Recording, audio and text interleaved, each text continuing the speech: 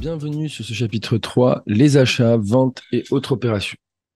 C'est un chapitre qui est très important, c'est lui qui va déterminer un peu vos méthodologies pour le traitement des écritures comptables. Et il y est nécessaire d'apporter une certaine vigilance, une certaine attention et même des efforts pour maîtriser au mieux les éléments qu'on va voir plus tard en UE9. Alors ce chapitre se divise en 7 grandes parties. La première, les prérequis à la comptabilisation d'opérations comptables d'achat et de vente.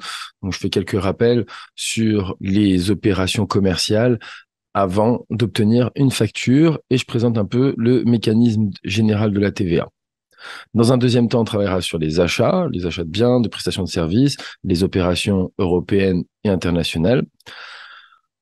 Dans un troisième temps, on travaillera sur les ventes de biens, les prestations de services et on travaillera aussi sur les opérations de vente internationales et européennes. Dans une quatrième partie, on travaillera sur les retours provenant des clients, donc les avoirs chez le fournisseur et chez le client. Une cinquième partie, nous travaillerons sur les réductions sur achat et vente, donc les remises, rabais et ristournes et leur traitement. Une sixième partie sera consacrée à la réduction à caractère financier, donc les escomptes, et on traitera les opérations chez le client, chez le fournisseur. Et on clôturera ce chapitre avec les opérations particulières, notamment les frais accessoires et les emballages. Et c'est parti, on reprend sur un principe que je vous rappelle qui est essentiel. Vous allez devoir travailler avec ça pour réaliser vos opérations d'enregistrement. Nécessaire que vous n'appreniez aucune écriture par cœur, c'est très important. Il faut travailler vos écritures avec de la logique. Il y a un grand nombre d'écritures, et quasiment, enfin, j'exagère, mais très difficile de toutes les retenir par cœur. C'est inutile d'ailleurs, puisque en comptabilité, on marche avec une certaine logique. Vous avez 4 natures de comptes. Je vous rappelle que vous avez donc les actifs, les passifs, qui sont les comptes de bilan, et les charges et les produits, qui sont les comptes du compte de résultat.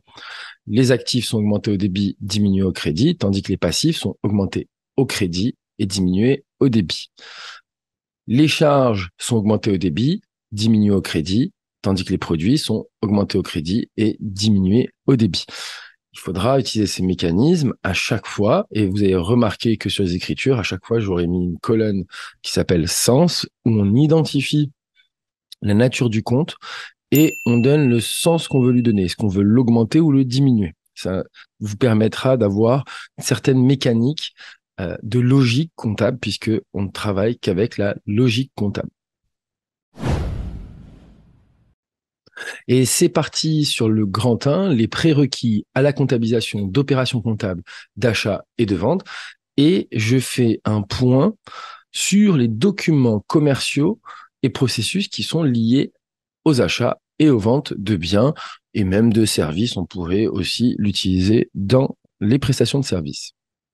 Alors, les documents commerciaux commencent dans un premier temps par un échange de volonté, un échange de volonté notamment de la part du client qui vient voir le fournisseur. Donc, le fournisseur va lui présenter un document écrit qui sera le devis, dans lequel il va proposer de vendre un bien ou une prestation de service à un certain prix, qu'il s'engage à ne pas modifier tant que l'acheteur n'exprime pas son intention d'accepter ou de refuser la proposition. Ça, c'est l'étape numéro 1. Dans un deuxième temps, une fois que la proposition a été réalisée, si le client manifeste son intention, eh bien, on lancera l'édition du bon de commande. Le bon de commande qui va être lui aussi écrit, va reprendre les éléments de la commande, ce qui va donner lieu finalement à la vente, puisque ça enclenche la préparation de la vente. Et donc, c'est un engagement de la part du client, mais aussi du fournisseur, dès qu'il est signé. Dans une troisième étape, une fois que le bon de commande a été réalisé, signé, et que la commande a été fabriquée, eh bien, on aura l'édition du bon de livraison, qui lui va être un document émis par le vendeur à destination de l'acheteur et qui va permettre de prouver qu'il a bien reçu la marchandise ou la prestation, qu'elle a été réceptionnée par ce dernier. Une fois que la commande est remise au client, avec le bon de livraison, eh bien, on pourra éditer la facture. Alors, la facture peut être éditée en même temps que le bon de livraison, hein, ça se fait aussi, mais on aura d'abord le bon de livraison et on aura la facture qui sera éditée. Qu'est-ce que la facture? La facture, c'est un document écrit qui est obligatoire, qui va comporter différents éléments qui sont imposés par la loi, notamment l'identité du client, du fournisseur, les quantités commandées, le prix unitaire, les remises qui lui auraient été accordées et bien sûr la TVA aussi, qui est très importante. Cette facture est adressée par le fournisseur au client et elle va avoir 4 fonctions. La première fonction, c'est une fonction juridique, puisque ça deviendra un moyen de preuve juridique de la réalité, de la réalisation de la commande, donc de la prestation, de la vente de biens. Et elle va permettre de constater un droit de créance. Ainsi, par exemple, quelqu'un qui n'a pas été payé pourra aller au tribunal et dire, voilà, j'ai pas été payé par ce client. Et donc, c'est un moyen de preuve juridique. Une deuxième fonction qui sera une fonction commerciale, puisque dedans, on aura des conditions qui seront présentées, les conditions du fournisseur, conditions commerciales de négociation, et de vente et de paiement aussi, qui sont imposées aux clients, enfin imposées c'est un grand mot, mais qui sont proposées aux clients. Et aussi, on aura le détail, comme pour tout à l'heure, on aura le détail, le coût unitaire du produit, la quantité commandée, etc. Et donc, ça permettra de présenter définitivement la commande. On retrouve une fonction comptable, puisque c'est une pièce justificative, c'est là où on intervient, puisqu'on ne pourra enregistrer d'écriture qu'avec une facture. Les bons de commande, les devis, les bons de livraison ne seront pas traités, ne seront jamais enregistrés. C'est important de retenir ce point-là, puisque seulement la facture entraînera une écriture comptable. Et enfin, la dernière fonction, qui est la fonction fiscale, puisque c'est une pièce qui va permettre de justifier du montant de la TVA, et c'est une pièce justificative pour les contrôles fiscaux et aussi pour le calcul de la base de la TVA. Je vous ai présenté une facture où on voit un modèle classique. On retrouve en haut à gauche le nom du fournisseur, son adresse et les informations pour le contacter. Le nom du client à droite, son adresse qui permet de l'identifier et toute autre information. On peut avoir le numéro de TVA, on peut avoir le numéro de SIRET. On a la facture qui suit un numéro chronologique. Donc, ça signifie que, en fait, une facture émise en janvier portera le numéro 1. En février, on pourra émettre 4, 5 factures. Donc, elles suivront un ordre chronologique 2, 3, 4, 5. Le mois de mars, on arrivera à la facture numéro 6. Donc, c'est un numéro chrono qui devra être suivi. Il est obligatoire de suivre l'ordre chronologique de l'édition des factures au sein de l'entreprise. On trouvera bien sûr la date de la facture, la date d'échéance aussi, et la description des éléments qui sont vendus, leur quantité, leur prix unitaire, le taux de TVA qui leur est appliqué et le montant TTC. Un récapitulatif des différents éléments, et éventuellement les conditions générales de vente ou les conditions de paiement, etc. On retrouvera aussi, ça c'est libre, les informations bancaires ou comment payer. Chez le fournisseur, on commencera avec l'étape 1, qui est la proposition commerciale avec le devis. Dans un deuxième temps, le client, lui, va soit accepter, soit refuser ce devis. Donc, s'il lance la machine, il effectue la commande, donc il génère finalement le bon de commande. Dans un troisième temps, le bon de commande va être réceptionné par le fournisseur, signé de la main du client, ce qui permet de lancer la commande. Donc, il traite la commande, il fait ce qu'il a à fabriquer ou à faire.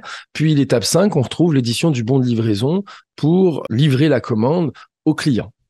Le client qui reçoit le bon de livraison et les biens ou prestations de service signe ce bon de livraison, ce qui permet au fournisseur d'éditer la facture.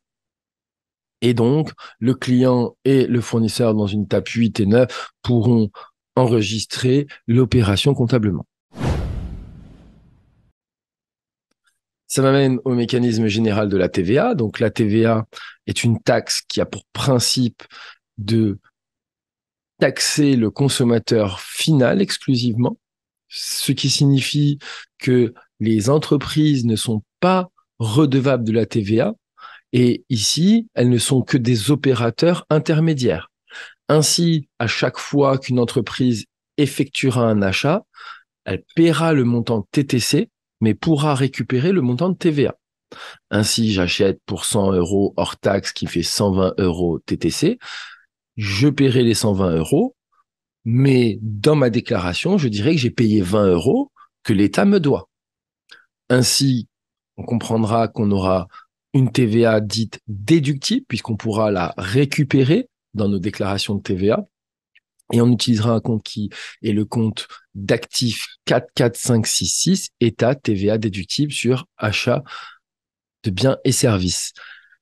Cela signifie qu'elle pourra retirer, diminuer le montant de TVA qu'elle a payé et ici, elle pourra le récupérer auprès de l'État. L'entreprise, comme elle n'est pas un consommateur final, eh bien, ce n'est pas à elle de prendre la charge de la TVA. C'est ça le principe général. C'est que le consommateur final qui paiera la TVA.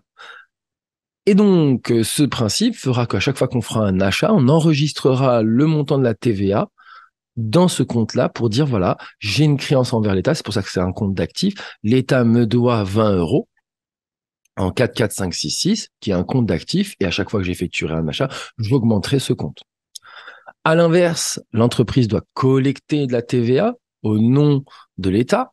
Donc, chaque fois qu'elle vend pour 100 euros hors taxe, ces 100 euros sont à elle, mais il y a 20 euros de TVA qu'elle va collecter au nom de l'État, qu'elle va récupérer au nom de l'État et qu'elle devra lui rendre. Et donc, on utilisera un compte de passif, puisque ce sera une dette envers l'État, le 44571, État TVA collecté.